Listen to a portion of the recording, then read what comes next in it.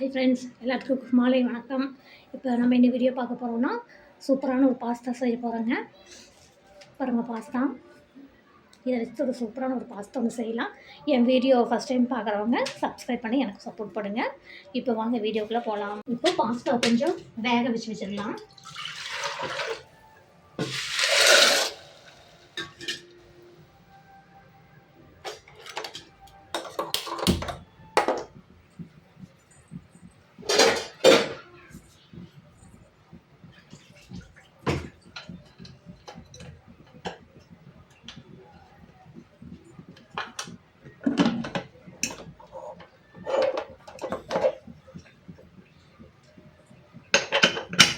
வேகட்டும்.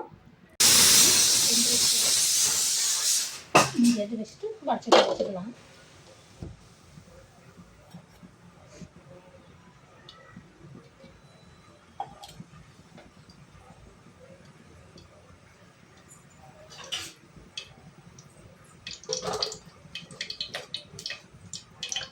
வெங்காயத்தை போடுறேன். வெங்காயம் நல்லா வணங்கட்டும்.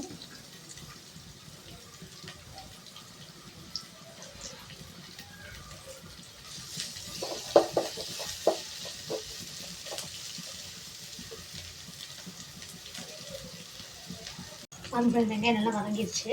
இப்போ ஒரு தக்காளி கட் பண்ணிக்கிறேன். தக்காளி போட்டுடலாம்.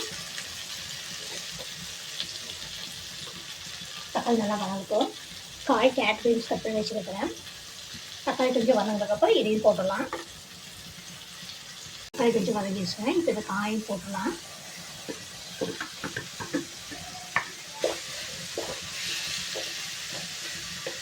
நல்லா வதங்கட்டும். தக்காளி காய் நல்லா வதக்கிடுச்சுங்க. இப்போ நம்ம முட்டையை உடச்சி ஊற்றிடலாம்.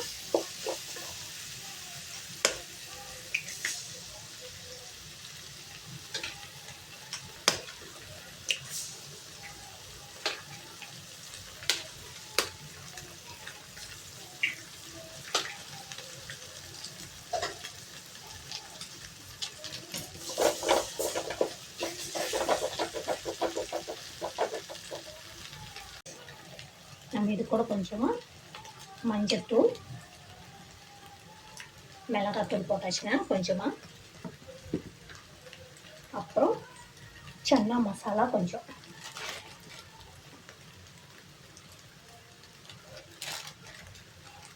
அது கூட சாட் மசாலா கொஞ்சம் லைட்டாக போட்டால் போதும்.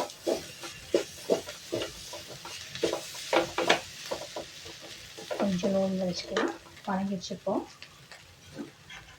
இப்போது பாருங்க, வேக வச்சு பாஸ்தா எடுத்து வச்சுருக்கிறேன், வடிகட்டி வச்சுருக்கிறேன். அதை அப்படியே உள்ளே போட்டுடலாம்.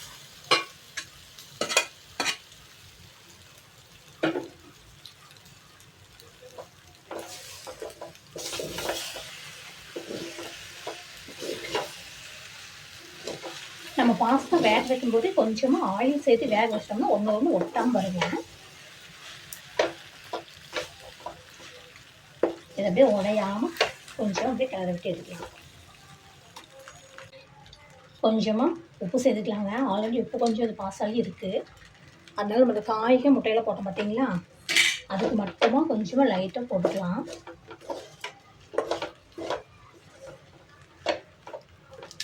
சூப்பராக ஆயிடுச்சுங்க பாஸ்தா. இது கூட அப்படியே மல்லித்தலை கொஞ்சம் போட்டுடலாம்.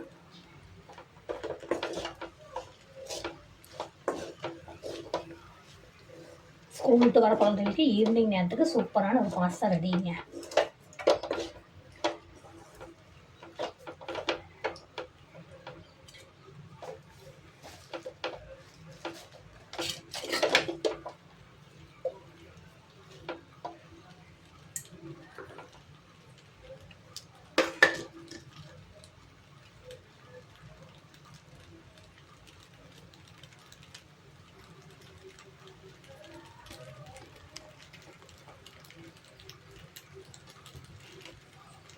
பாருங்க ஃப்ரெண்ட்ஸ்,